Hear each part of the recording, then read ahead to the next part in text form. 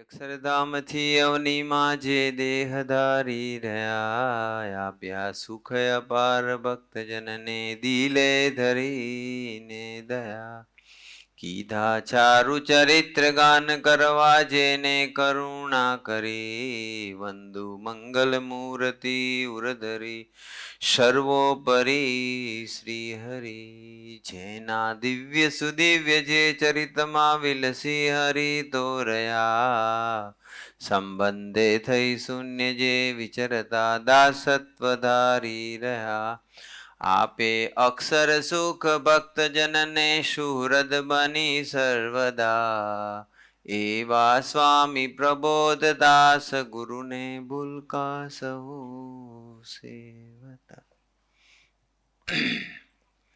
સજાનંદ સ્વામી મહારાજની જય, ગુરુ હરિ હરિપ્રસાદ સ્વામીજી મહારાજની જય, પ્રગટ ગુરુ હરિ પ્રબોધ સ્વામીજી મહારાજની જય, હરિપ્રબોધમ પરિવારની જય જય જય, દાસના દાસ થવાની જય જય જય. ડોક્ટર સાહેબ હમણાં મને કહેતા હતા કે મને કે કાલનો દિવસ થશે પછી મજા નહીં આવે.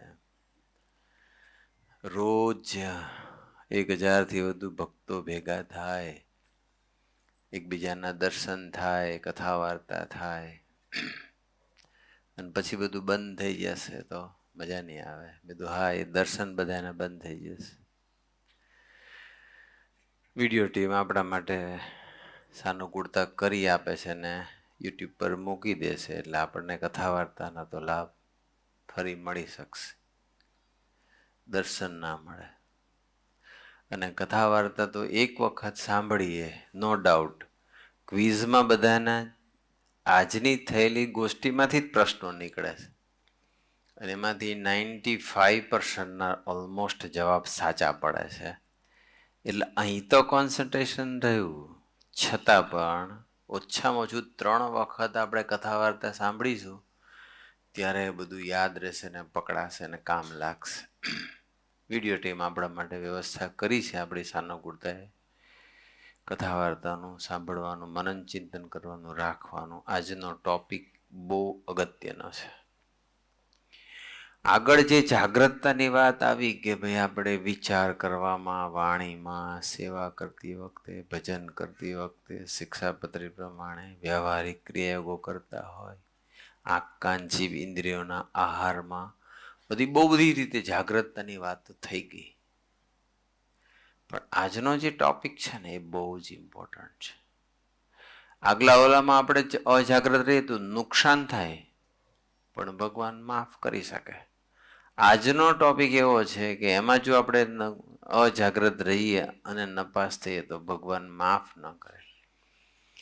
આ બે વસ્તુ એવી છે કે ભગવાનના ભક્તનો અભાવ આવી જાય અને ટકી જાય, ભગવાનને વિશે મનુષ્ય આવી જાય અને ટકી જાય, બહુ મોટું નુકસાન થશે. ભગવાન છે ને, કોઈ પણ ભગવાનનો ભક્ત હોય એ ગમે તેવું કદાચ ભૂલ કરે, અપરાધ કરે, પાપ કરે, ભગવાન મૂકી દે ને રક્ષા કરે, કદાચ માફી માગી લે, ભજન સ્વાધ્યાય કરી લે. પણ ભગવાન એના ભક્તોનો જો કોઈ અપરાધ કરે ને તો ભગવાન એને મૂકી દેશે. બીજા ભગવાન છે ને આમ ગીવઅપ કરી દે, પછી અભાવમાં પડી જાય તો છોડી દે ભગવાન એને, બાકી કોઈને છોડતા નથી. ગુણાતીતાનંદ સ્વામીની વાતમાં એક ઉદાહરણ આપ્યું છે કે ઘોડો હોય અને ઘોડો જો કદાચ બગડ્યો અને કોઈને બચકું ભરે ને પછી છોડતો નથી. છે અમુક પ્રાણીઓ, પિટબુલ ડોગ હોય, મગર હોય, એવા બધા પ્રાણીઓ એવા હોય છે કે એકવાર બચકું ભરે ને પછી છોડે નહીં. પણ ગુણાતીતાનંદ સ્વામી કહે છે કે જો વ્યક્તિ એની આંખમાં આંગળી નાખી દે અથવા આંખ ડેમેજ કરી નાખે તો તરત જ મૂકી દે. આ એ ટેકનિક એની, આંખમાં આંગળી નાખી દેવાની, બસ તો મૂકી દે. એમ ભગવાન છે ને એ કોઈ પણ હરિભક્તને પકડે ને પછી છોડતા નથી, પણ જો ભગવાનના ભક્તનો દ્રોહ કરે, અપરાધ કરે તો તરત છોડી દેશે. ઘોડા જેવું છે. ઘોડો છોડી દે ક્યારે? આંખમાં આંગળી નાખે ત્યારે. ભગવાન છોડી દે ક્યારે? તો કે ભક્તનો અપરાધ કરે ત્યારે.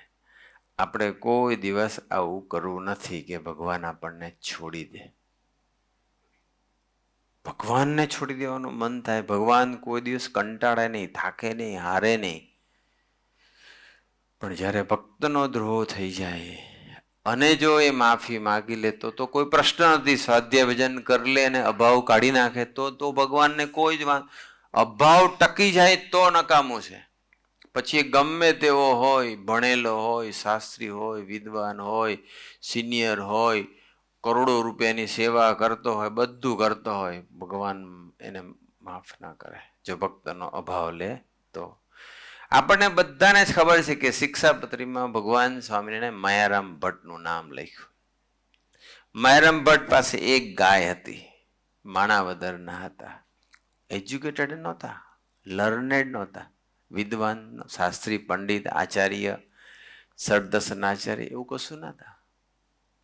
સામાન્ય હતા, સામાન્ય હરિભગત. એની શારીરિક, આર્થિક અને શૈક્ષણિક બધી રીતે જુઓ તો એ બહુ સામાન્ય હતા. છતાં પણ ટોપ ભક્ત હતા. ભગવાનના ગમતામાં જીવન જીવતા હતા. એટલે ભગવાનની દ્રષ્ટિવાળું પાત્ર હશે એટલે ભગવાને શિક્ષાપત્રીમાં એનું નામ લખ્યું. બીજી બાજુ દીનાનાથ ભટ્ટ હતા તો ખૂબ જ લર્નેડ હતા. દીનાનાથ ભટ્ટ, આ બી ભટ્ટ, પેલા બી ભટ્ટ, બંને ભટ્ટ. પણ દીનાનાથ ભટ્ટ તો ઘણું બધું ભણેલા હતા. ભગવાન સ્વામિનારાયણ ભાગવતની કથા એમની પાસે કરાવડાવતા હતા.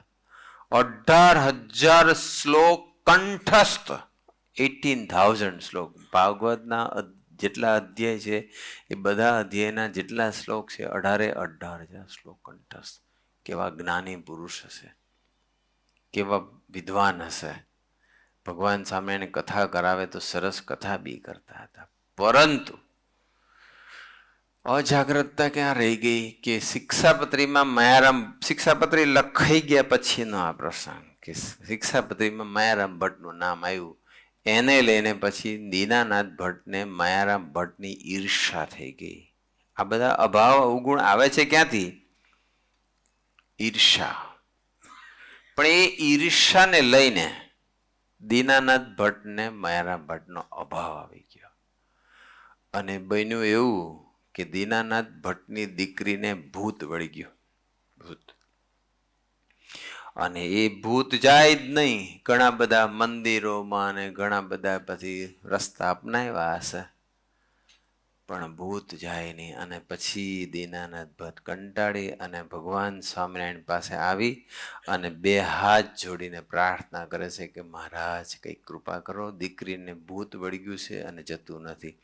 ત્યારે ભગવાન સ્વામિનારાયણ પહેલા તો એવું કહે છે કે તમે તો દેવ છો, બ્રાહ્મણ છો, વિદ્વાન છો, જ્ઞાની છો, આટલા બધા છો, અને તમને ત્યાં એવું હોય અને હોય તો તમે તો કાઢી શકો. ત્યારે દીનાનાથ ભટ્ટ કે મહારાજ હું અનાથ કહેવો, બસ તમે કંઈક કૃપા કરો. ત્યારે ભગવાન સ્વામિનારાયણે શું સોલ્યુશન આપ્યું, કહો શું જવાબ આપ્યો? ભગવાન સ્વામિનારાયણ કે જાઓ માયારામ ભટ્ટ કાઢશે. હવે માયારામ ભટ્ટ પાસે શું જ્ઞાન હતું, શું આવડત હતી, કશું જ નહોતું. પછી દીનાનાથ ભટ્ટ પછી તો માયારામ, બાકી જેને જેની ઈર્ષા હોય ને એની પાસે જવાનું ને વિનય કરવાનું ને હાથ જોડવાનું ને પ્રાર્થના કરવાનું, નમવાનું ન ગમે. એને તો જોવે ને એને આમ ખાર ચડી જાય. એના દર્શન કરવા ન ગમે, એને પગે લાગવું ન ગમે, હાથ પગે અડવાનું ઠીક છે, આમ બે હાથ જોડવા ન ગમે. જેને જે બીજા માટે ઈર્ષા હોય, બીવેર ઓફ જેલસી. હઠમાન અને ઈર્ષા બહુ ખતરનાક વસ્તુ છે. હઠમાન ઈર્ષાને નહીં ઓળખ્યા અને એને નહીં કાઢ્યા તો અભાવ આવવાનો આવવાનો ને આવવાનો. અને અભાવ ટકી રહ્યા તો ભગવાન છોડી દેશે આપણને. સુખ તો આવશે જ નહીં. ઈર્ષા નહીં રાખવાની. દીનાનાથ ભટ્ટને બીજો કોઈ છૂટકો નહોતો. મહારાજે આવી આજ્ઞા કરી એટલે દીનાનાથ ભટ્ટ માયારામ ભટ્ટને કહે છે કે કંઈક આપ કૃપા કરો ને મારી દીકરીને માટે કંઈક રસ્તો તમે દેખાડો. મહારાજે આજ્ઞા કરી છે. માયારામ ભટ્ટ પાસે શું રસ્તો હતો? એને કોઈ એવા કંઈ જાપ મંત્ર કંઈ કળા એની પાસે કંઈ હતું નહીં. એને તો કાનમાં જઈને સ્વામિનારાયણ નામના મંત્રોનો ઉચ્ચાર કર્યો હશે. મહારાજને પ્રાર્થના કરી છે કે મહારાજ તમારે ગાળવાનું છે, મારાથી તો શું નીકળે. અને ભૂત નીકળી ગયું. બહુ ટ્રાય કર્યા, કોઈથી ના નીકળ્યું. જે લોકો હજારો ભૂત કાઢતા હશે એનાથી ના નીકળ્યું. અને માયારામ ભટ્ટે કોઈ દિવસ કોઈનું ભૂત નહોતું કાઢ્યું અને મંત્રોચ્ચારથી નીકળી ગયું. ભગવાન સ્વામિનારાયણ ખાલી એટલું જ કહેવા માંગતા હતા કે તમે દીનાનાથ ભટ્ટને કે તમે માયારામ ભટ્ટનો અભાવ ન લો. બસ માયારામ ભટ્ટે દીનાનાથ ભટ્ટનું અહિત નહોતું કર્યું, પણ માયારામ ભટ્ટનું નામ આવ્યું એને લઈને દીનાનાથ ભટ્ટને એમના માટે ઈર્ષ્યા ઊભી થઈ ગઈ. કોઈની વધતી જતી પ્રગતિ, વધતી જતી પ્રતિષ્ઠા અથવા એને વધુ પડતું માન મળતું હોય કે એના ગુણગાન ગવાતો હોય તો રાજી થવું જોઈએ, અંદરથી બળવું ના જોઈએ. આટલા વર્ષોના સત્સંગ પછી ઈર્ષા નથી ગઈ તો સત્સંગની બરાબર ટેકનિક પકડાઈ નથી, અથવા જે ભગવાન આપણને આજ્ઞા કરે છે એ પ્રમાણે જીવાતું નથી, અથવા પ્રોપર સ્વાધ્યાય ભજન નથી થતા. સ્વામી કે ઈર્ષા આવતી હોય તો શું કરવું પડે? જેની ઈર્ષા આવતી હોય ને એના દાસ થવાનું, ભગવાનને પ્રાર્થના કરવાની. એને પાસે આટલા કરોડ રૂપિયા છે ને મારે લાખો છે ને ઈર્ષા આવે છે, હું અબજપતિ થઈ જાઉં, એવું નહીં.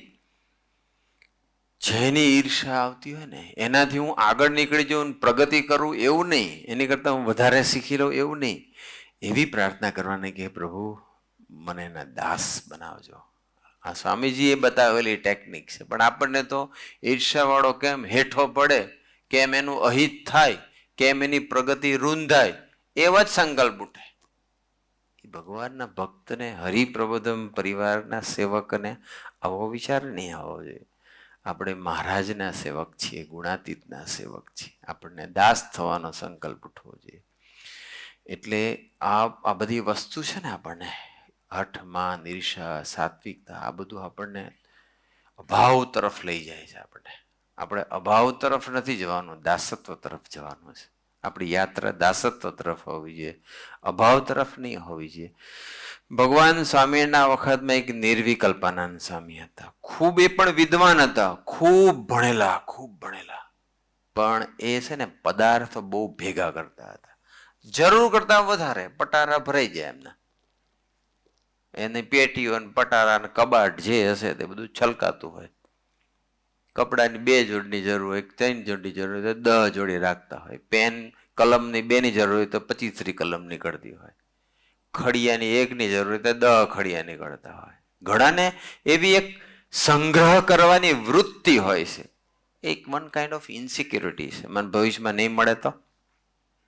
બહુ ભેગા કરતા હતા. એટલે મુક્તાનંદ સ્વામી અને આત્માનંદ સ્વામી બે વડીલ સંત હતા. એને ટોકતા હતા, એને એના વિષયનું ખંડન કરતા હતા, એને કહેતા હતા કે આ બધું ભેગું ના કરો, આપણે તો ભગવાનના આકારે થવાનું છે, પદાર્થના આકારે થોડું થવાનું છે. એમને ગમતું નહોતું, એટલે એમને મહારાજને કાગળ લખ્યો. કોણે? નિર્વિકલ્પાનંદ સ્વામીએ કાગળ લખ્યો, અને કાગળમાં બધી સારી સારી ઉપમા લખી. પહેલા, મહારાજ તમે કરુણાનિધિ છો, અક્ષરાધિપતિ છો, ભક્ત વત્સલ છો, જે કે બધી ઉપમા, સારી સારી ઉપમા. અડધું પાનું તો મહારાજના ગુણગાન જ લખ્યા. અને પછી ધીમે રહીને નીચે લખ્યું કે મને આ બેઉ દ્વેષી છે એ થકી મારી રક્ષા કરજો. આવી રીતે મહારાજને કાગળ લખ્યો. અને મહારાજે પછી ધરમપુરમાં એક કાગળ મળ્યો અને મહારાજ કાગળ વાંચ્યો. અને કાગળ વાંચીને મહારાજ ગારું આ મોદકાનંદ ને અનાત્માનંદ કોણ હશે વળી? મેં તો કોઈ આવા બનાયા નથી. એટલે બાજુમાં જ આત્માનંદ સ્વામી બેઠા હતા. એટલે આત્માનંદ સ્વામી પૂછ્યું કે આ કોણ છે, કે આ લખે છે કોણ આ બે? તો કે મહારાજ એ આત્માનંદ સ્વામી એ જે અનાત્માનંદ એ મને કહે છે, અને મોદકાનંદ એ મુક્તાનંદ સ્વામીને કહે છે. તો મહારાજ કે કેમ એવું લખે છે?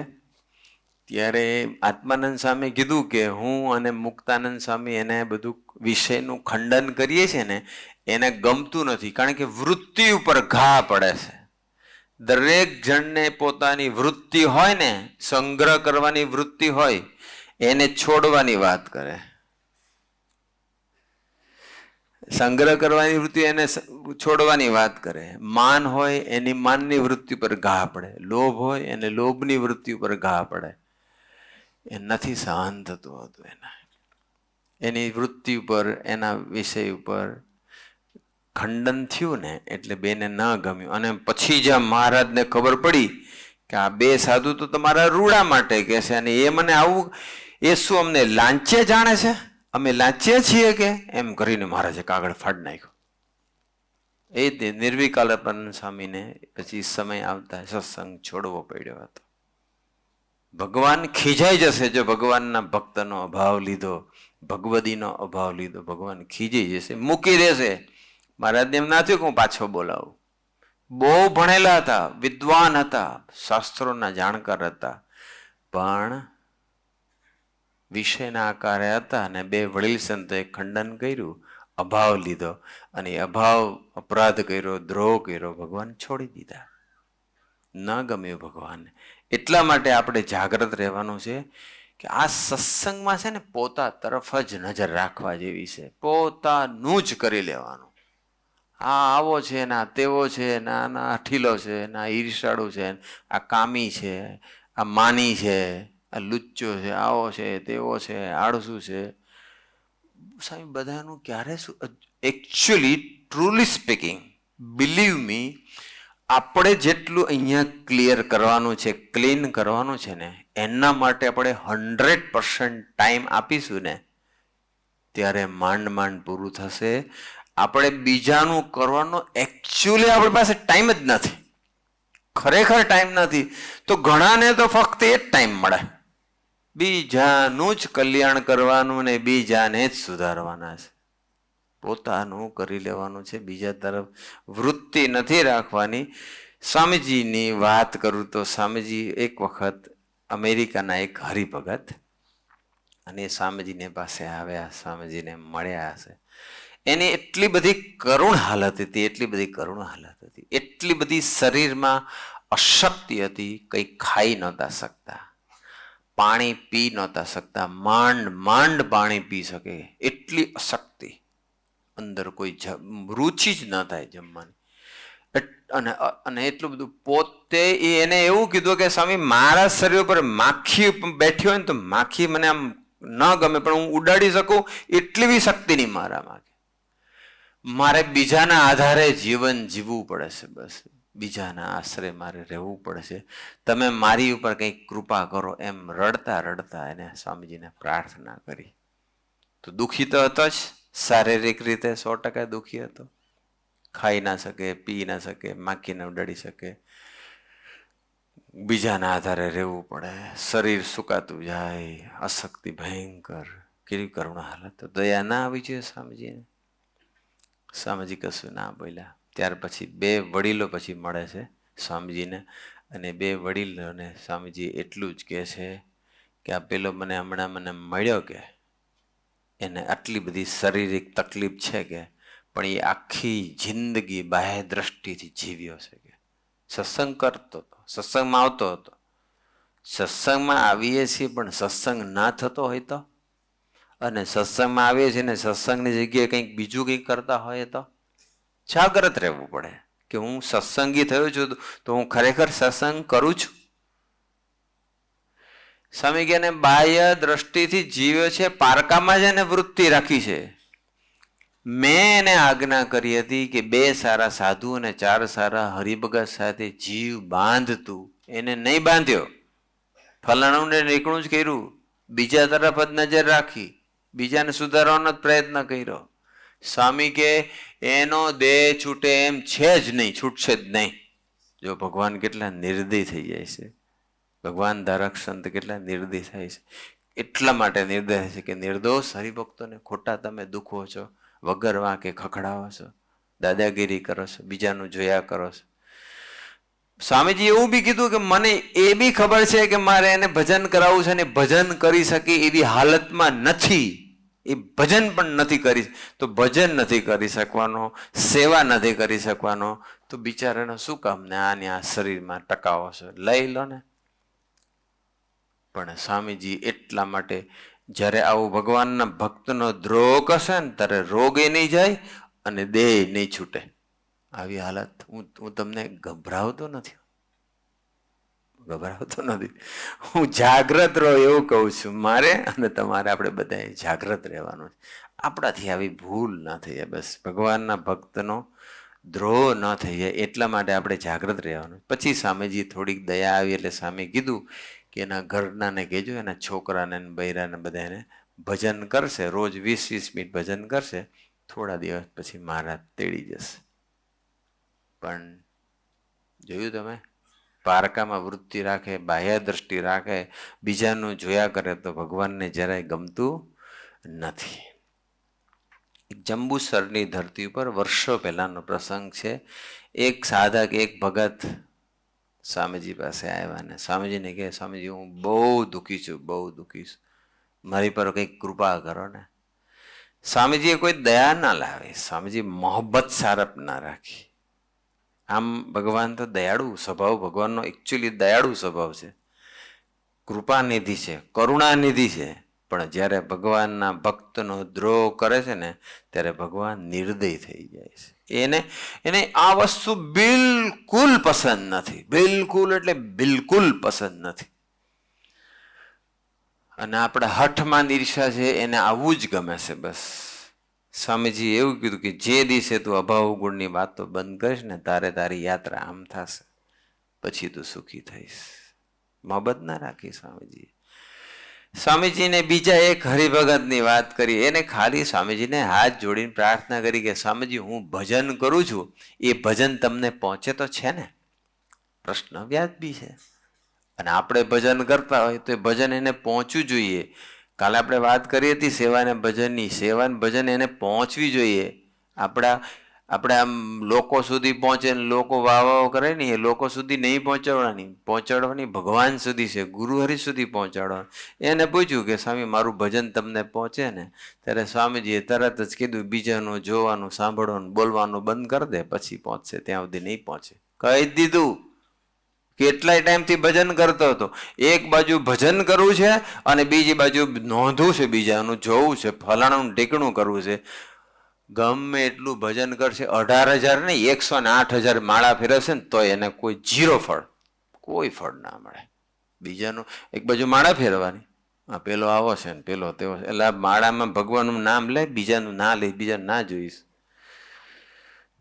ભગવાનને જરાય ગમતું નથી. બસ સ્વામીજીએ કહી દીધું, બસ જોવાનું, બોલવાનું, સાંભળવાનું બંધ કરી દે, ત્યાર પછી તને પહોંચશે. નજીકનો જેવો બીજો પ્રસંગ. હવે નાના પ્રસંગ હું તમને એટલા માટે કહું છું કે ઘણા બધા આવીને ઘણા બધા વર્ષો સુધી સત્સંગ કર્યો, સેવા કરી, ભજન કર્યું, પણ સાથે સાથે ન કરવાનું કર્યું અને એને લઈને આવી હાલત થાય. એક બાજુ આપણે ગ્લાસની અંદર દૂધ છે, પ્યોર દેશી ગાયનું ચોખ્ખું દૂધ છે, અને એની અંદર આપણે મોરસ નાખીએ, ખાંડ નાખીએ, મીઠાશ વધે.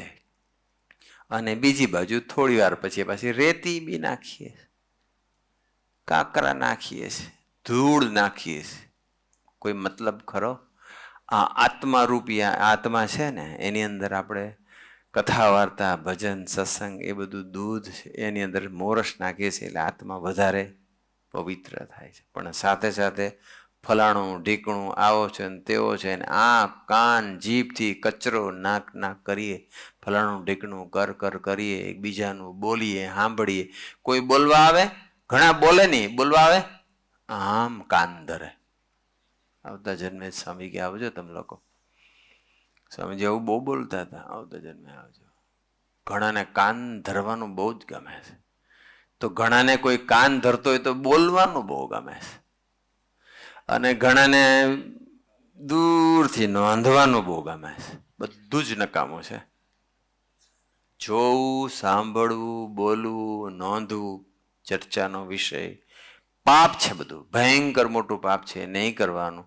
એક હરિભક્તે સ્વામીજીને કીધું કે સ્વામીજી 19 વર્ષ થઈ ગયા મને સત્સંગમાં, હજુ સુધી હૈયામાં કોઈ શાંતિ જેવું લાગતું નથી. 19 વર્ષના સત્સંગ પછી મને હજુ કેમ શાંતિ જેવું ફિલિંગ નથી આવતું. ત્યારે સ્વામીજીએ પણ એને મોહબ્બત રાખ્યા વગર કહી દીધું કે 365 દિવસ નેગેટિવ વાતો કરવાનું ને સાંભળવાનું બંધ કરી દે, 366માં દિવસે શાંતિ પ્રગટી જશે. જા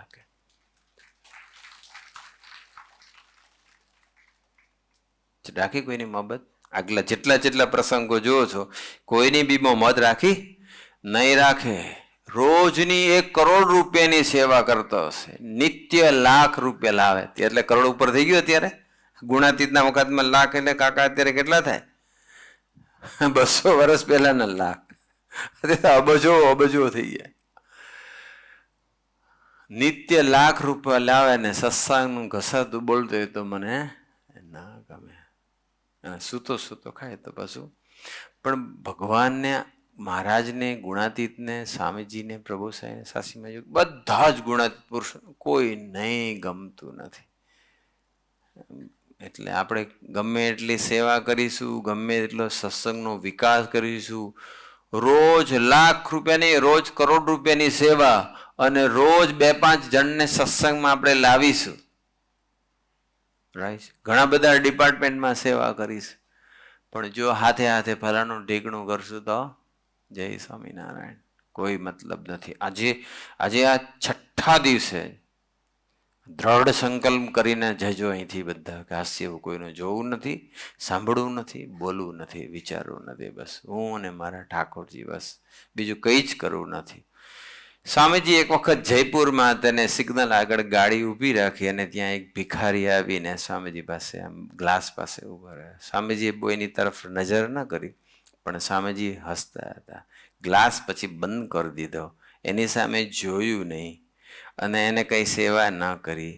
એટલે પછી ગાડી આગળ નીકળી ગઈ એટલે પછી સ્વામીજીને બાજુમાં જે સેવક હશે એને કીધું કે સ્વામીજી તમે આવું કેમ કર્યું, આમ કરવાનું શું રહસ્ય? બાકી તો ઘણીવાર કહો કે ભાઈ નાખે ને 2 રૂપિયા 5 રૂપિયા સિક્કો કંઈક આપ, અને આજે તમે હામે ના જોયું, તમે ગ્લાસે બંધ કરી દીધો, સેવાએ ના આપી અને પાછા હસ્યા, તો આવું કેમ કર્યું એમ?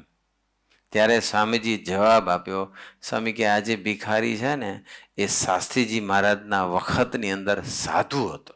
સાધુ, અમરીશ હરિભગત નહીં, સાધુ હતો, પણ એને ખૂબ અભાવ ગુણની વાત કરી એટલે આ જન્મે મહારાજ એને ભિખારી બનાવી દીધા છે. બસ કોઈ મોહબ્બત રાખતા નથી ભગવાન.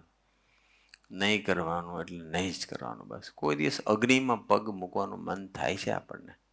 નથી થતું. બસ ઘરમાં અગ્નિ હોય, ગેસનો ચૂલો બધાને ત્યાં હોય, રસોઈ બનાવતી વખતે એની ઉપર કેટલી બધી જાતની ભાતની રસોઈ બનાવીશ, પણ કોઈ દિવસ ગેસ ચાલુ કરીને કોઈ ઉપર બેસી ગયું ચૂલા ઉપર, અથવા કલાક સુધી આમ 2 મિનિટ હાથ મૂક્યો રાખે, જોવા તો દે, તપેલી જેવી ગરમ થાય છે તો હાથને ગરમ થતા 2 મિનિટમાં કેટલો થાય છે ગરમ? જો એવો વિચાર આવ્યો કોઈ દાડો? અગ્નિમાં કોઈ દિવસ હાથ કે પગ નથી મૂકતા, તો ભગવાનના ભક્તોની અંદર શા માટે આપણે એની નેગેટિવિટીમાં આપણે જીવ ઘાલી દઈએ છીએ? આપણો શા માટે ફલાણું ઢીકણું કરી નાખીએ છીએ? એ કરાવે છે આપણું ઈગો, આપણી સાત્વિક બુદ્ધિ, આપણી ઈર્ષ્યા, અપેક્ષાઓ. આ બધી વસ્તુ આપણને રૂટ છે. માન, સાત્વિક માન, આ બધી વસ્તુ ખતરનાક છે. એનાથી જાગ્રત રહેવાનું. જાગ્રત તો સ્વામી હરેક સેકન્ડે રહેવું પડશે, હરેક સેકન્ડે.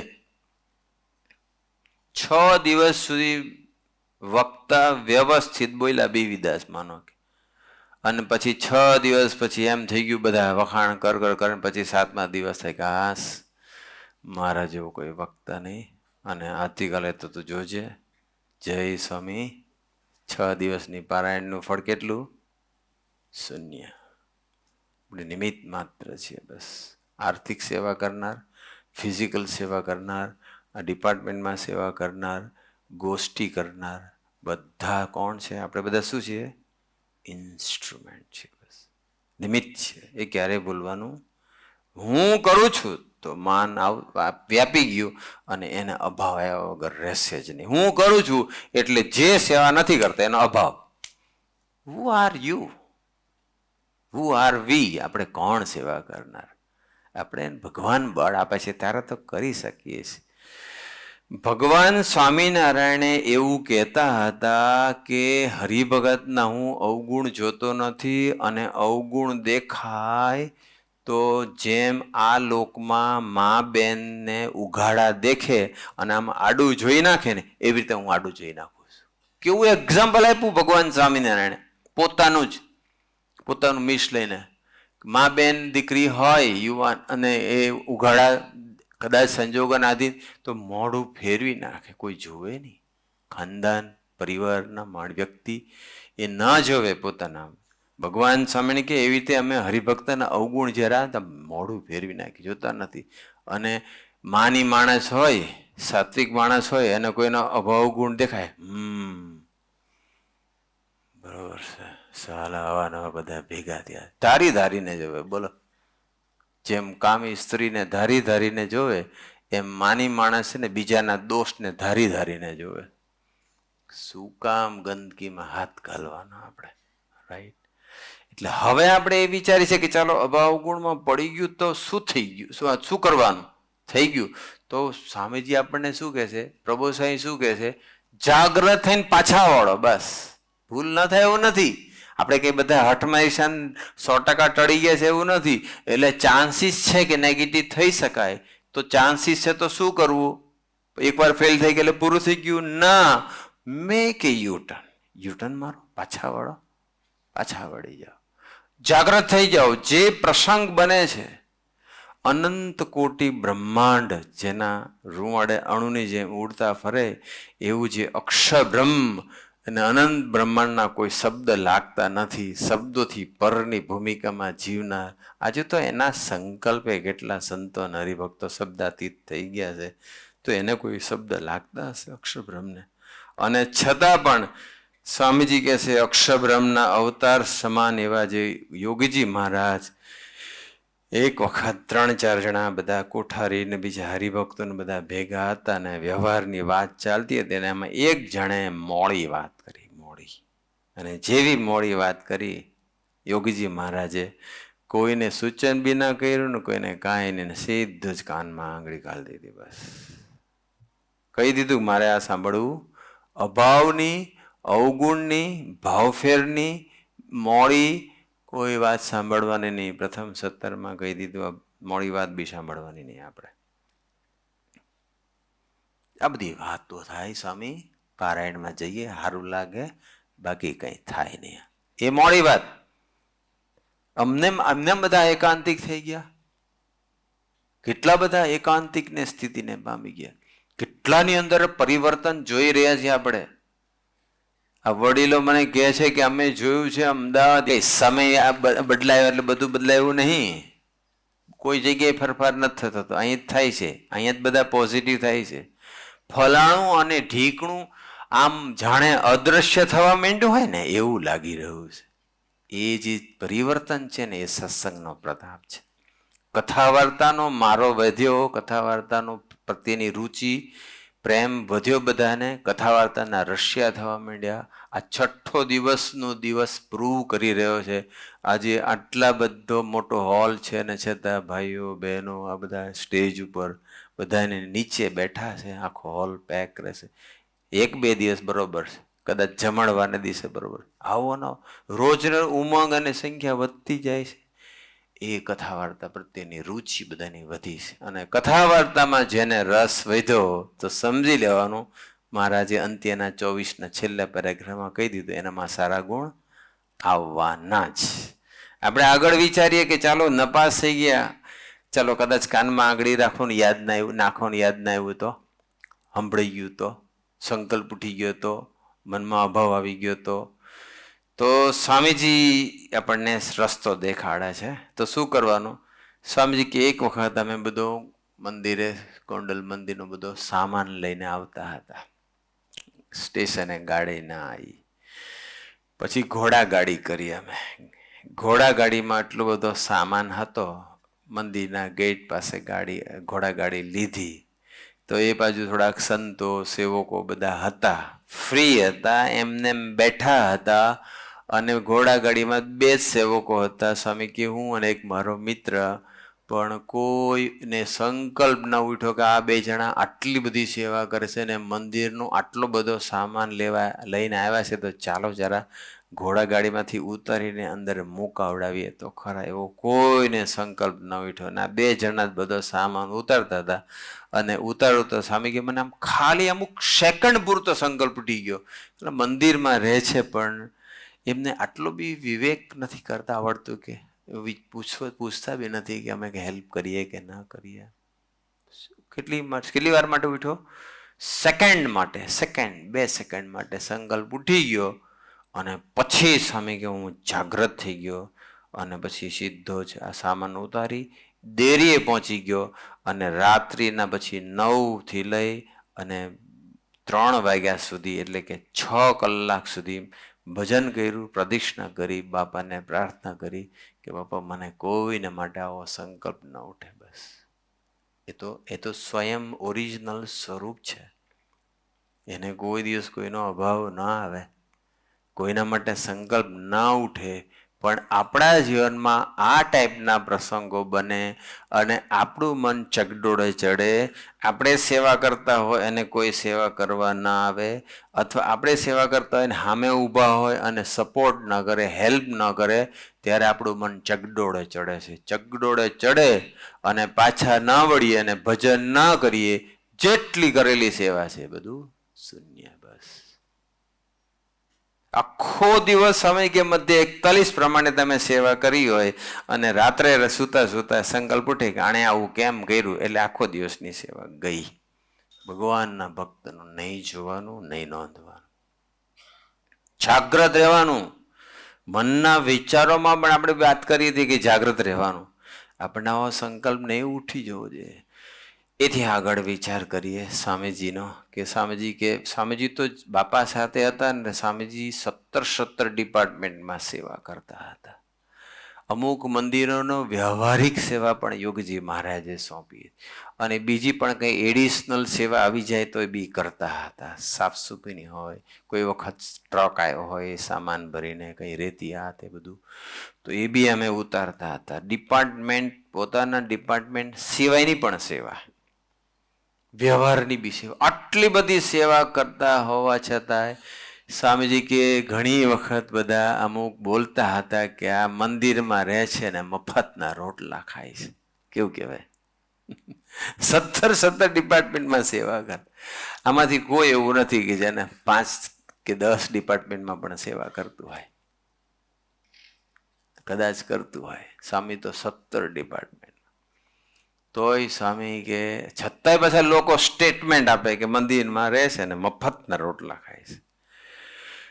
હવે જો સ્વામીજી શું કીધું? સ્વામી કે મને અભાવ ના આવે એ લોકોનો. અમે દિલથી માનતા હતા કે એની અંદર રહીને બોલનાર તો યોગીજી મહારાજ જ છે. એ તો અમે દિલથી માનતા હતા. પણ અમને વિચાર એ આવ્યો, અભાવનો સંકલ્પ ન ઉઠ્યો. કેમ આવા સ્ટેટમેન્ટ આપે છે નેગેટિવ, એ વિચાર ના આવ્યો. અમને વિચાર સ્વામી કે મેં સ્વાધ્યાય એ કર્યો કે આમાં અભાવ તો ના જ આવ્યો, યોગીજી મહારાજ જ કરતા હતા છે, એમાં રહીને યોગીજી મહારાજ જ બોલી રહ્યા છે, પણ યોગીજી મહારાજ આવું કેમ બોલ્યા હશે એનો વિચાર કર્યો અને અમે પછી 36 કલાક 1.5 દિવસ સુધી આનો સ્વાધ્યાય કર્યો. ત્યારે યોગીજી મહારાજે એવી પ્રેરણા કરી, એવો વિચાર આપ્યો કે સ્મૃતિ વિના સેવા કરીએ એ મફતના રોટલા ખાધા બરાબર જ છે. એમ કરી સ્વામીજીએ પોતા તરફ નજર રાખી, પોતાનો દોષ જોયો. પણ જે લોકો ખોટા સ્ટેટમેન્ટ આપતા હતા, અને સ્ટેટમેન્ટ આપનાર જ પાછા મોટા ભાગના સેવા ના કરતા હોય, અને જે સેવા ના કરતા હોય નવરા હોય ને એ જ સ્ટેટમેન્ટ આપે. બીજી માણસને તો આડોવડું કામ કરવાનો ટાઈમ હોતો જ નથી, અને આડોવડું કામ કરે છે એના જેવો કોઈ નવરો નથી. પછી સ્વામીજી કે આવી રીતે મેં સ્વાધ્યાય કર્યો. પછી એમ અંતરમાં પ્રકાશ કે હા આ ખરું. બાપાએ વિચાર આવ્યો, સ્મૃતિ કરતા કરતા ભજન કરતા કરતા સેવા ના થાય, મફતના રોટલા ખાધા બરોબર જ છે. પણ સ્વામીજીએ અભાવ આવવા દીધો. આપણે એવી સ્થિતિએ પહોંચી જવું છે. આપણું એક સ્પિરિચ્યુઅલ હાઇટ, એક સ્પિરિચ્યુઅલ સ્ટેટસ એ કક્ષાનું હોવું જોઈએ કે કોઈ પણ હરિભગત, હરિમય પ્રદેશ હોય કે હરિપ્રબોધમ પરિવાર હોય કે દુનિયાની કોઈ પણ વ્યક્તિ, એનો આપણને અભાવ નહીં આવવો જોઈએ. બસ એટલી સત્સંગીને તો ન લઈએ, બીજાનો કદાચ આવી ગયો, પણ સત્સંગીનો તો અભાવ નહીં જ લેવો જોઈએ. સ્વામીજી જ્યારે જ્યારે બોલ્યા તો સ્વામીજી 36 કલાક સ્વાધ્યાય કર્યો અને પછી સ્વામીને આવો ખ્યાલ આવ્યો. પણ એમને 36 કલાકમાં એવો સંકલ્પ તો નથી જ ઉઠવા દીધો કે આ લોકો કેમ આવા સ્ટેટમેન્ટ આપે છે. એમને પોતા તરફ નજર રાખી, બીજા તરફ નજર રાખી નહીં. આગળ વિચારીએ આપણે કે કદાચ આપણાથી અભાવ આવી જાય છે, કદાચ સંકલ્પ ઉઠી જાય છે, તો શું કરવું જોઈએ?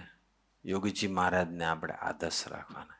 યોગીજી મહારાજનો પ્રસંગ છે ને, અભાવ ના આવે ને એ માટે નિરંતર રોજ સવારે પૂજામાં હું તમને રિક્વેસ્ટ કરું છું, રેકમેન્ડ કરું છું.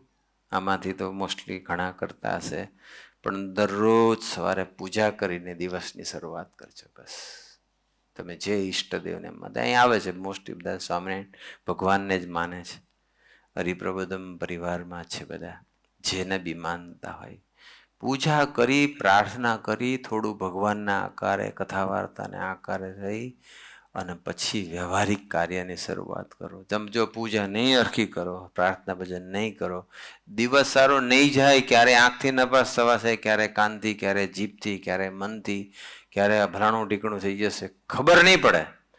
એટલે રોજ પૂજા કરવાની, પૂજામાં રોજ પ્રાર્થના કરવાની, અને એક પ્રાર્થના પૂજામાં કાયમ કરવાની. તમારા ભક્તનો ક્યારેય મને અભાવ ના આવે, બસ હું ક્યારેય અભાવ ગુણમાં ન પડું, એ પ્રાર્થના રોજ કરવાની. એક વખત શાસ્ત્રીજી મહારાજ સારંગપુરની ધરતી પર હતા અને ઘણા સમય પછી વિચરણ કરીને જ્યારે પાછા આવે છે ત્યારે બધાને તો બહુ ખુશી હતી, બધા બહુ ઊંઘમાં હતા કે હો શાસ્ત્રી મહારાજ ઘણા સમય પછી વિચરણ કરીને આવ્યા છે. તો યોગજી મહારાજ એક ઝાડની નીચે ઊભા ઊભા થથરતા હતા. જે પુરુષને શું અભાવ ગુણ ખબર જ નથી, જે મહિમાની મૂર્તિ હતા, દાસત્વની મૂર્તિ હતી, જે ગરીબાઈની મૂર્તિ હતી, એવા યોગજી મહારાજ ઊભા ઊભા આમ થથરે, બે હાથ જોડીને થથરે. પછી કોઈ કે પૂછ્યું, તમારી જેવાએ પૂછ્યું કે યોગી મહારાજ કેમ તમે આમ ધ્રુજો છો? બધાને આનંદ થવો જોઈએ, તમને આનંદ થવાની જગ્યાએ તમે તો આમ ધ્રુજારી ઉઠે છે, આવું કેમ કરો છો? ત્યારે યોગીજી મહારાજ એટલું જ બોલે છે કે આટલા દિવસ દરમિયાન જાણે શાસ્ત્રીજી મહારાજના સંબંધવાળાનો અભાવ ગુણ આવી ગયો હોય કે કોઈ દ્રોહ થઈ ગયો હોય તો એની માફી માગું છું હું શાસ્ત્રીજી મહારાજ પાસે. કેવા પુરુષ હશે! આપણે વિચાર પામવું પડે. મહારાજ કે અમે રોજ એક દંડવત ઠાકોરજીને અધિક કરતા હતા, એક દંડવત એક્સ્ટ્રા, અને એ દંડવતમાં અમે એટલા માટે કરતા હતા કે ભગવાનના ભક્તોનો કદાચ દ્રોહ થઈ ગયો હોય તો એની માફી માટે. ભગવાન સામેને દ્રોહ થવાનો છે, ભાવગુણનો દ્રોહ થાય ભગવાનથી, શા માટે દંડવત કરે છે? યોગજી મહારાજને કોઈનો ભાવગુણ આવે, શા માટે ધ્રુજે પ્રાર્થના કરે છે?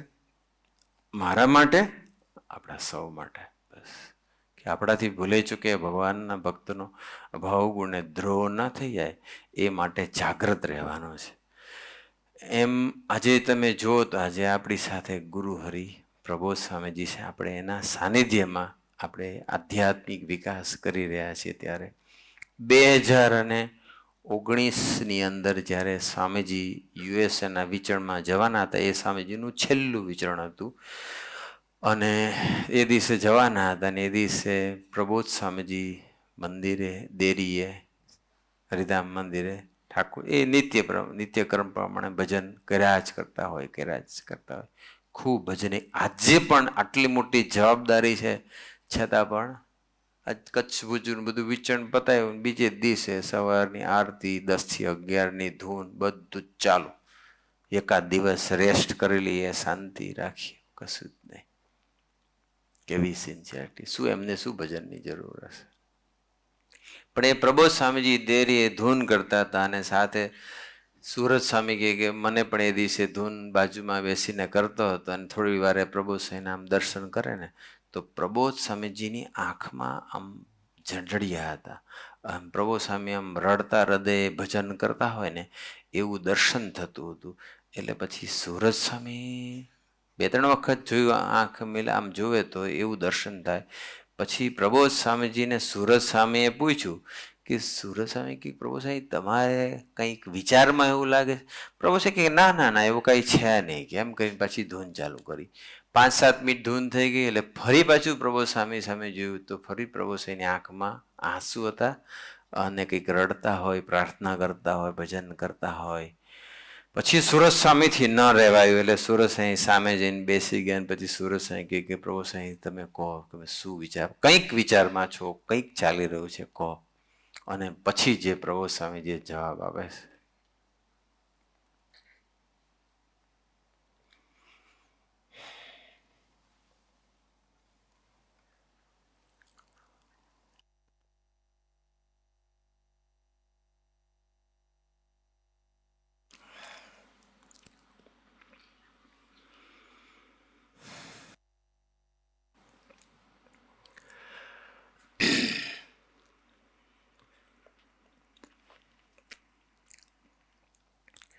પ્રભુ સ્વામીજી એવું કહે છે કે વર્ષો સુધી સ્વામીજીએ પરિશ્રમ કર્યો, તપશ્ચર્યા કર્યો અને એક આખી સુરત ભાવની ઇમારત ઊભી કરી છે. હું એ પ્રાર્થના કર્યું છે કે ભલે મારાથી આ સુરત ભાવની ઇમારતની અંદર હું ઈંટ ન મૂકું, પણ મારાથી એક કાંકરી ન ખરી જાય એવી પ્રાર્થના કરું છું. કેવા આપણા ગુરુ હરિદાસ, એક કાંકરી ન ખરે બસ. આપણે જો જાગ્રત ન રહેતા હોય ને તો સ્વામી આપણાથી ગાબડા પડી જતા હોય, ઈંટો નીકળી જતી હોય, દિવાલ બી પડી જતી હોય. સુરત ભાવની એક કાંકરી ન કરે બસ એવી પ્રાર્થના કરું. આપણે એના દીકરા છીએ, હરિપ્રસાદ સ્વામીજીના છીએ, પ્રબોધ સ્વામીજીના છીએ. આપણે એવું જીવન જીવી લેવું છે બસ. આપણાથી સુરત ભાવનું કે આત્મીયતાનું ખંડન ના થાય બસ. એવી જાગ્રતતા તો આપણે રાખવી જ છે. આગળ આપણે વિચારીએ કે આજે કેટલો બધો અદ્ભુત જાગૃત સમાજ તૈયાર થઈ ગયો છે. નાના નાના બહુ અત્યારે સમાજ ઘણો સરસ તૈયાર થઈ ગયો છે, ઘણો. પણ ભલે કોઈ વસ્તુનો ડર ના લાગે, પણ આનાથી તો ડરજો જ બસ. આના આટલું તો જાગૃત રહેજો જ, કોઈથી મારે કોઈની નેગેટિવિટીમાં નહીં જવું. ઘાટકોપરની અંદર એક પરિમલભાઈ શેઠિયા કરીને છે, ઘાટકોપરમાં રહે છે, કાર્યકર્તા છે. આપણા પરમાનંદભાઈ એવીડીમાં છે, એના નાના ભાઈ. એ લોકો દુબઈ ગયા હશે ફરવા માટે. એમની દીકરી શ્રીજીતા કરીને એની દીકરી છે, SVMમાં ભણતી હતી, એટલે લઈ ગયા હશે. અત્યારે તો કોલેજમાં આવી ગઈ હશે, પણ એ દુબઈ ગયા હશે એટલે પછી ત્યાં ફરારી રાઈડ છે અને એમાં બધા રોલર કોસ્ટર આવે. એ રોલર કોસ્ટરની અંદર એ લોકો બેઠા હશે અને બહુ એકદમ આમ ડર લાગે એવા રોલર કોસ્ટર. સામાન્ય છાતી હોય તો ગભરાઈ જાય, આમ બહુ રિસ્કી લાગે આપણને. અને એ રોલર કોસ્ટરમાં બેઠા એટલે પરિમલભાઈને એમના વાઈફે પૂછ્યું છે કે શ્રીજીતા, તને આમ આટલી બધી ડેન્જરસ રાઈડ છે તો તને આમ બીક નથી લાગતી? સ્ટાર્ટ થતી હશે બધું જોતા જો, બીક નથી લાગતી? ત્યારે એ નાનકડી દીકરી શ્રીજીતા એટલું જ જવાબ આપે છે કે આનાથી શું ડરવાનું, ડરવાનું તો ખાલી અભાવ ને અવગુણથી છે. રોલર કોસ્ટરમાં અભાવ અવગુણ યાદ આવે? ના યાદ આવે. પડે પછી યાદ આવે ખરું ભાગ્યું એટલે અભાવ અવગુણમાં પડ્યો હોય છે, પણ ફરતા હોય ત્યારે અભાવ ના આવે. ભલે દીકરી કે આનાથી શું ડરવાનું, ડરવાનું તો અભાવ અવગુણથી છે. આજે નાના નાના દીકરા દીકરીમાં પણ આવી સૂઝ કે આવી જાગ્રતતા આવી ગઈ છે. એનું કારણ સ્વામીજીને, પ્રબોધ સ્વામીજીની અદ્ભુત તપશ્ચર્યા. જેવો ભગવાનના ભક્તનો અભાવ ના આવે એવો ભગવાનને વિશે મનુષ્ય ભાવ પણ આવવો જોઈએ નહીં, આવવો જોઈએ બસ. મનુષ્ય ભાવ નહીં લાવવાનો, ક્યારેય નહીં લાવવાનો. અને એ જો જાગ્રત ન રહી, એટલા માટે 2 સારા સાધુ, 4 સારા હરિભગત જોઈએ. કદાચ આવી જાય, આપણી માઇક બુદ્ધિ છે, અંદર પડી છે વૃત્તિ, એટલે જેવી આપણામાં વૃત્તિ હોય ને એવી પછી ભગવાનમાં પરઠીએ આપણે. કામી માણસ હોય એને ભગવાનમાં કામ પરઠવાનું સંગ આવી ઉઠી શકે છે. આંબા શેઠ હતા તો આંબા શેઠ તો કેવા હતા, ગઢાળી ગામના હતા અને છેક ગઢડા સવારના પોરમાં એ જાય. આમ આગલા દિવસે રાત્રે એલચીવાળા પાણીમાં દાંતણ બોળેલા હોય અને આખી રાત દાંતણ એમાં પલળેલા રહે અને એ એલચીની ફ્રેગ્રન્સ આખા દાંતણમાં આવી ગઈ હોય અને મહારાજ સવારમાં ઉઠે તે પહેલાં પહોંચી જાય ચાલતા ચાલતા. આવો વર્ષોનો મહિનાઓનો નિત્યક્રમ હતો. કેટલી ભક્તિ હશે સ્વામી. 3-3:30 વાગે ઉઠી જતા હશે, કદાચ વહેલા ઉઠવું પડતું હશે. 10-11 કિલોમીટર ચાલવાનું, 2-3 કલાક તો ચાલતા જતા હશે અને પછી પાછું 2-3 કલાક ચાલી જવાનું રોજ. છે કેવી ભક્તિ હશે, રાઈટ? ભક્તિ હતી. પરંતુ એક વખત ભગવાન સ્વામી વાસુદેવ નારાયણના ઓરડાથી આમ નીચે ઉતરતા હતા, પગથિયા હતા અને ત્યાં બાજુમાં અદીબા હતા, ચીણાભાઈના બેન, પંચાળાવાળા. અને અદીબાનો એક સંકલ્પ હતો. એ જૂનો પ્રસંગ છે, આપણે કદાચ ખ્યાલ હશે, પણ એનો સંકલ્પ હશે. એટલે મહારાજે ઉતરતા ઉતરતા અદીબાના ખભે હાથ મૂક્યો અને આંબા શેઠ થોડે દૂર ઊભા હતા અને આંબા શેઠે જોયું. એટલે આંબા શેઠે કીધું કે આ ભગવાન છે કે શું છે? આને તો આપણા જેવું જ છે. સંકલ્પ ઉઠી ગયો. આપણે સંકલ્પ ઉઠે, નાપાસ થઈએ, ફેલ થઈએ ત્યાં સુધી કોઈ ચિંતા નથી. પછી જે સ્ટેપ લેવાવું જોઈએ એ નથી લેવાતું. શું લેવાવું જોઈએ? કા ભજન કરી લેવું જોઈએ, કા ભગવતીને મળી લેવું જોઈએ, કા પછી ગુરુ હરિને મળી લેવું જોઈએ. કંઈક તો સ્ટેપ લેવું જોઈએ. એમને કોઈને પૂછ્યું નહીં. પોતાના મન બુદ્ધિને ભગવતી બનાવશે એ આધ્યાત્મિક માર્ગમાં નહીં ચાલી શકે. એમને મન બુદ્ધિ સાથે લડત લીધી કે નથી લીધી ખબર નહીં, પણ પછી તો એ જતા રહ્યા પાછા ગઢાળી. 1 વર્ષ સુધી દેખાયા નહીં. જો એક મનુષ્ય ભાવ આવી જાય છે અને એમાંથી બહાર ન નીકળાય તો પછી મહારાજે એકવાર પૂછ્યું કે આંબા શેઠ દેખાતા નથી. એટલે કોઈકે કીધું કે ધામમાં જતા રહ્યા હોવા જોઈએ 1 વર્ષથી. આપણે તો આવા જ જવાબ આપી દઈએ રેન્ડમ જ. નથી આવતો તો ગયો, પણ ક્યાં? તો કે ઉપર. મહારાજ કે પણ અમે તેડવા નથી ગયા ને કોણ લઈ જાય ને? જો ભગત અમારો છે, તેડવા તો અમે જવાના છીએ, અમે ગયા નથી, તપાસ કરો. તપાસ કરી ત્યારે કોઈકે કીધું કે મહારાજ એમને તમારો અભાવ આવી ગયો છે, તમને વિશે મનુષ્ય ભાવ ઉઠી ગયો છે, તમે આવી રીતે હાથ મૂક્યો હતો. એટલે મહારાજ હસ્યા અને પછી મહારાજે મુક્તાનંદ સ્વામીને સોંપ્યો પ્રોજેક્ટ. જાઓ અને તમે એમને વાત કરો, ગોષ્ઠી કરો. બહુ લાંબી ગોષ્ઠી હતી, પણ હું એ બધી વાત નહીં કરતો. પણ ટૂંકમાં એ મુક્તાનંદ સ્વામી પછી જાય છે આંબા શેઠ પાસે અને આંબા શેઠને મળી અને ભગવાન સ્વામિનારાયણના એ દિવ્ય ચરિત્ર અને મનુષ્ય ચરિત્ર એક કરીને ગાય છે. સ્વામીજી કે ને અહીંથી આમ આકાશમાં થોડે ઉપર જાઓ, ફ્લાઇટમાં ઉપર પ્લેનમાં જાઓ ને ત્યારે નીચે જે માણસો દેખાય તો કદાચ ઝીણા ઝીણા દેખાય, ન જ દેખાય પણ દેખાય તો ઝીણા. એમાં કોણ પુરુષ અને કોણ સ્ત્રી ખબર પડે. તો અક્ષરધામના તખ્તા પર બિરાજમાન પુરુષને સ્ત્રી પુરુષનો ભેદ ના હોય. મનુષ્યને હોય, સ્થૂળ દેહથી જીવતા હોય એને હોય, પંચમહાભૂતમાં શરીરમાં રહેતા હોય એને હોય, ભગવાનને ના હોય. 5 પરુથી ભરેલા આ શરીરની અંદર શું ભગવાન માલ માને? બધી ઘણી બધી વાતો કરી. પછી આંબા શેઠ પાછા વળ્યા અને પછી આવ્યા દર્શને. પણ ગેપ પડી ગયો 1 વર્ષનો. એક સંકલ્પ, 1 વર્ષનો ગેપ. અભાવનો કે મનુષ્ય ભાવનો સંકલ્પ ઉઠી જાય તરત જ સોલ્યુશન લાવો, નહીં તો જય સ્વામિનારાયણ. બુદ્ધ ભગવાન હતા અને બુદ્ધ ભગવાનના બધા ગ્રુપ પાડેલા હતા સંતોને, અને બધો ધર્મનો પ્રચાર કરે અને બધી અલગ અલગ દિશાઓમાં મોકલે. અને દરેક ગ્રુપનો 5 વર્ષે નંબર લાગે. એમાં એક વખત વૈશ્વિક જે હતા એનો નંબર લાગ્યો અને વૈશ્વિક આવે છે અને પછી વૈશ્વિક ભગવાન બુદ્ધની સામે બેસે છે, પ્રાર્થના કરે છે. એનું બેસ્ટ ગ્રુપ હતું અને he was a very good leader અને બહુ જીનિયસ હતા. ત્યારે બુદ્ધ ભગવાને વૈશ્વિક એવું જ કીધું કે બસ મને આશીર્વાદ આપો, મારે તમારામાં સંપૂર્ણપણે મારે ખોવાઈ જવું છે, બસ તમારા સિવાય કાંઈ રાખવું નથી, તમારે આકારે જ રહેવું છે. ત્યારે ભગવાન બુદ્ધ કહે છે કે તું જે કરે છે ને એ બરોબર જ કરે છે. હું તને 5 વર્ષ પછી તને મળું છું અને છતાંય તને મારા માટે સંકલ્પ ઉઠ્યો નથી કે મને 5 વર્ષ સુધી દર્શન નથી મળતા, તને સંકલ્પ ઉઠતો નથી. તારે જે કરવાનું છે ને એ તું કરી રહ્યો છે કે જા, રાજી થઈ ગયા બસ.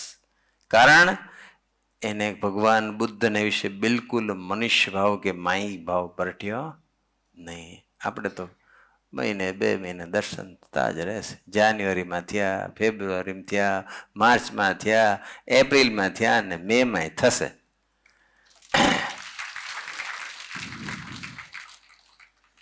પણ જો 6 મહિના સુધી ના થયા હોય તો, અને આપણે ક્યાં દૂર છે, એવીડી ક્યાં દૂર છે, ગમે ત્યારે પહોંચી જઈ શકાય. પણ એક ધારો દિવ્ય ભાવ રહેવો જોઈએ, મનુષ્ય ભાવ ઉઠવો જોઈએ નહીં. મનુષ્ય ભાવ ના ઉઠવા દે ને એ ખરેખર છે. આમ તો આપણને કાંઈ મનુષ્ય ભાવ ના આવે. પ્રભુ સ્વામી પધારે, સભામાં લાભ આપે, બધાને દર્શન આપે, બધા સ્પર્શ કરે, આમ આત્મીય સ્પર્શ એમનો મળે, ધબ્બો મળે કે આશીર્વાદ પ્રાર્થના કરવાની તક મળે, એમાં કઈ અભાવ આવે, મનુષ્ય ભાવ આવે ના આવે. પણ કંઈક એવું જો ચરિત્ર કરે તો ભગવાન સાહેબ ખાલી હાથ મૂક્યો તો આમ બસ એ જ ખોવાઈ ગયા. અને બીજી બાજુ ભગવાન સ્વામિનારાયણ દાદા ખાચરના દરબારમાં હતા અને ખાટ ઉપર બિરાજમાન હતા, ખાટ ઉપર બેઠા હતા, અને એની બાજુમાં જીવબાન લાડુબા, 3 જણા. જીવબાન લાડુબાઈ અનમેરિડ, મહારાજ બી અનમેરિડ, મહારાજ બી યંગ, 2 દીકરીઓ બી યંગ, અને પાછા ખાચરમાં, ક્ષત્રિયમાં તો કેટલું બધું મર્યાદા હોય. રાજપૂત ઘરાસિયા કાઠી દરબારો બધા હોય, બહુ જ મર્યાદા હોય. એમના જેવી મર્યાદા કોઈની ના હોય. તો એવી પરિસ્થિતિની, અને પાછું તે આટલા વર્ષો પહેલા, 200-250 વર્ષ પહેલા, અને મહારાજ બેઠા હોય ને બંને બા બેઠા હોય જોડે, અને પાછા ત્યારે પાછા દાદા ખાચર નહોતા. પછી દાદા ખાચર થોડી વારમાં પછી દાદા ખાચર આવ્યા. દાદા ખાચર બહુ નાના હતા, 14, 15, 16 વર્ષ હશે કદાચ. અને દાદા ખાચર આવ્યા અને પાછા એ મહારાજને આમ ઝુલાવે. પોતાની સગી 2 બહેનો બેઠી છે અને મહારાજ વચ્ચે બેઠા છે. ત્યારે ભગવાન સ્વામિનારાયણ દાદા ખાચરની સામે જોયે ને પછી મહારાજ દાદા ખાચરને પૂછ્યું કે દાદા, તમને કઈ સંકલ્પ સંશય કઈ થાય છે કે સંકલ્પ ઉઠે છે? ત્યારે દાદા ખાચર કે ના મહારાજ, તમે તો ભગવાન છે અને આ બાજુમાં બેઠી એ બ્રહ્મની મૂર્તિ છે, એમાં મને શું સંકલ્પ ઉઠે? બસ કેટલી બધી નિર્દોષ બુદ્ધિ હશે દાદા ખાચરની. એમને ભગવાન સામે ગઢડા નહીં રહ્યા દાદા ખાચરના દરબારમાં. 49 વર્ષમાંથી 29 વર્ષ સુધી લાભ ગઢડાના અંદર દાદા ખાચરના દરબાર રહીને મહારાજે બધાને લાભ આપ્યો. તો એ દાદા ખાચરનું સમર્પણ, દાદા ખાચરની નિર્દોષ બુદ્ધિ કેવી હશે? રાઈટ, એમને ના રે મહારાજ. નિર્દોષ બુદ્ધિ સિવાય કોઈ દિવસ ભગવાન એ જગ્યાએ રહે જ નહીં. સૌથી ઇમ્પોર્ટન્ટ વસ્તુ છે નિર્દોષ બુદ્ધિ. યુસ્ટન શા માટે સ્વામીજી પ્રબોધ સ્વામીને ગમતું હતું, ગમે છે? નિર્દોષ બુદ્ધિવાળો સમાજ છે. નિર્દોષ બુદ્ધિવાળું મંડળ, ગોકુળી મંડળ વહેલું થઈ જાય. દાદા ખાચર એવા હતા. રાઈટ, છેલ્લો પ્રસંગની વાત કરીને આપણે સેવા પૂરી કરીએ. આજનો ટોપિક ખૂબ જ ઇમ્પોર્ટન્ટ હતો અને છે અભાવ અને મનુષ્ય ભાવ ક્યારેય નહીં લેવા, આવા નહીં દેવાના બસ. અને આવી ગયા તો એવું નથી કે ન જ આવે, પણ આવી જાય તો શું કરવું જોઈએ એ બી આજે પ્રસંગોમાં આપણને જાણવા મળ્યું. કાં તમે એલર્ટ થઈ જાઓ, કાનમાં આંગળી નાખો, જગ્યા છોડી દો, 2 હાથ જોડી ના પાડી દો. કદાચ એવી કક્ષા નથી તો, અને કદાચ ફેલ થઈ ગયા, અભાવ આવી ગયો, મનુષ્ય ભાવ આવી ગયો, તો શું કરવાનું? તો એ બી સ્વામીજી દેખાડ્યું. ભજન કરી લો. સ્વામીજી 6 કલાક ભજન કરે, આપણે કલાક તો કરીએ, અડધો કલાક તો કરીએ. આપણે આવું કરવું જોઈએ બસ. છેલ્લો પ્રસંગ જે આપણા ગુરુહરિ પ્રબોધ સ્વામીજીને, સ્વામીજીને વિશે કેટલી બધી નિર્દોષ બુદ્ધિ, કેટલો બધો દિવ્ય ભાવ. આજ દિન સુધીમાં કદાચ આપણામાંથી કોઈ નહીં કહી શકે હું કે તમે, પણ એટલું ગેરંટીથી કહી શકાય કે પ્રબોધ સ્વામીજીને ક્યારેય સ્વામીજીને વિશે રંચ માત્ર મનુષ્ય ભાવ કે માઇક ભાવ પરઠ્યો નથી. અથવા ક્યારેય દિવ્ય ભાવ કે નિર્દોષ બુદ્ધિનું ખંડન થયું નથી. અને એક પ્રસંગ એનો છે, એ ખૂબ જાણીતો પ્રસંગ છે કે 1982 પહેલાનો પ્રસંગ છે. 19 ત્યારે તો હું સત્સંગમાં નહોતો, પણ એ વખતે પ્રબોધ સ્વામીજીની ડ્યુટી દિલ્હીમાં, આપણું જે મંદિરમાં બધા સંતો ત્યાં મોકલતા હતા, અને પ્રબોધ સ્વામીજી ત્યાં, ને ત્યાં તો 6 મહિના, 3 મહિનાની ડ્યુટી હતી પહેલા. અત્યારે મહિનાની અમારી ડ્યુટી બદલાઈ જાય, 6 મહિના સુધી ઘણીવાર હોય. તો સ્વામીજી પછી એક વખત દક્ષા મંદિરે હતા વડોદરામાં, અને રાત્રિના 12:30 વાગ્યા હતા. અને પછી પ્રબોધ સ્વામીજી ત્યાં હતા દિલ્હી, અને પછી સ્વામીજીની સાથે સતુ પપ્પા હતા. સતુ પપ્પાને સ્વામીજી, પેલા સ્વામીજી લગાડ્યો ફોન, એટલે સ્વામીજીએ પ્રબોધ સ્વામીજીને સાથે ફોન પર વાત કરી, દર્શન આપ્યા, અને સ્વામીજી એવું કીધું કે શું ચાલે છે, એટલે કે જે કંઈ બધું ચાલતું હશે એ બધું કીધું હશે, એમનું જે કંઈ સેવા યજ્ઞ હતા. પછી સ્વામી કીધું, પ્રબોધ આજેથી મેં સંકલ્પ કર્યો છે, હો, કે રોજ રાત્રે 11:30 વાગે સુઈ જવું, બસ આજથી મેં નક્કી કરી નાખ્યું છે કે. સ્વામીજી તો એટલે પ્રભુ સાંઈ કે હા સ્વામી બહુ સરસ સંકલ્પ કર્યો, આમ તેમ પ્રભુ સાંઈ બધું સાંભળ્યું. હવે એ જ્યારે બોલ્યા ને કે આજથી મેં સંકલ્પ કર્યો 11:30 વાગે સુઈ જવું, ત્યારે કેટલા વાગ્યા હતા?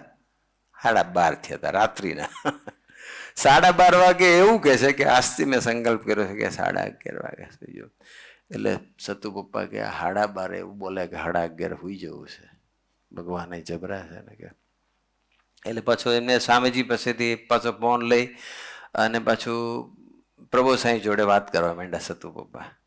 સતુ પપ્પા કે જો સાંભળો કે આ શું કહે છે કે અત્યારે વાગ્યા છે 12:30, અને પાછું એવું કહે છે કે હું 11:30 વાગે હું સુઈ જાઉં, મેં સંકલ્પ કર્યો છે કે જો કે કેવી વાતો કરે છે. ત્યારે પ્રબોધ સ્વામીજી સતુ પપ્પાને જવાબ આપે છે. સતુ પપ્પાને કે પપ્પા મારીને તમારી ઘડિયાળમાં ભલે 12:30 થયા, પણ સ્વામીજીની ઘડિયાળમાં હજુ 11:30 થયા નથી. કેટલી બધી નિર્દોષ બુદ્ધિ છે. એ કોઈ સામાન્ય વાક્ય નથી, સેટિંગ કરેલું નથી, પણ જે સ્વામીજી બોલે છે એ જ પરમ સત્ય. મારા આંખ, મારા કાન, મારું મન, મારી બુદ્ધિ જે કહે છે એ સત્ય નહીં, એ જે બોલે છે એ જ પરમ સત્ય. એનું નામ નિર્દોષ બુદ્ધિ કહેવાય. ત્યાર પછી સતુ પપ્પાએ સ્વામીજીને કીધું કે સાંઈ પ્રબોધ સાંઈ મેં આવું કીધું, તો પ્રબોધ સ્વામી આવો જવાબ આપ્યો કે મારી તારી ઘડિયાળમાં, તમારી ઘડિયાળમાં ભલે 12:30 બતાડતો હોય, પણ સ્વામીની ઘડિયાળમાં 11:30 થયા છે, આવો જવાબ આપ્યો. ત્યારે સ્વામીજીએ સતુ પપ્પાને એટલું જ કીધું, આપણે આટલું જ કરવાનું છે, બસ આટલું જ. આવી નિર્દોષ બુદ્ધિ રાખવાની છે. તો આજના શુભ અને મંગલકારી દિવસે ગુરુહરિ સ્વામીજી પ્રગટ, ગુરુહરિ પ્રબોધ સ્વામીજી, સૌ ગુણાત પુરુષો મહારાજ, સ્વામી સાસીમા યોગી મહારાજ, સ્વામીજી, પ્રભુ સાંઈ બધાના ચરણોમાં પ્રાર્થના કરીએ કે મહારાજ તમે આવું દર્શન કરાવ્યું કે અમે આમ કોઈના અવગુણ જોતા નથી, એક દંડવત અધિક કરીએ છીએ. યોગીજી મહારાજ આમ ધ્રુજે, સ્વામીજી આવું દર્શન આપે કરાવ્યું, પ્રભુ સ્વામી આપે આવું દર્શન કરાવ્યું. આપે કોઈ દિવસ કાંકરી ખરવાની વાત નહીં, કોઈ દિવસ સંકલ્પ નથી ઉઠ્યો. એક કાંકરી ખેરવા માટે તો તમે અસમર્થ છો, અને છતાંય તમે રડીને ભજન કરો. આ બધું દર્શન આપ સૌ ગુણાતીત પુરુષોનો અમારા માટે જ છે કે અમે ભૂલે ચૂકીએ ક્યારેય ભગવાનના ભક્તનો અભાવ ન લઈએ, અને ક્યારેય પણ ગુરુ હરિને વિશે મનુષ્ય ભાવ ન લાવીએ. એ માટેનું જ આ બધું આપનું દર્શન છે. તો અમ સૌને એવી જાગૃતતા આપો કે આપને વિશે ક્યારે મનુષ્ય ભાવ ના આવે, અને આપના સંબંધવાળા ભક્તોનો ક્યારે અભાવ ના આવે, એવી જાગૃતતા આપજો, એવું બળ બુદ્ધિને શક્તિ આપજો. એ જ પ્રાર્થના સજાનંદ સ્વામી મહારાજની.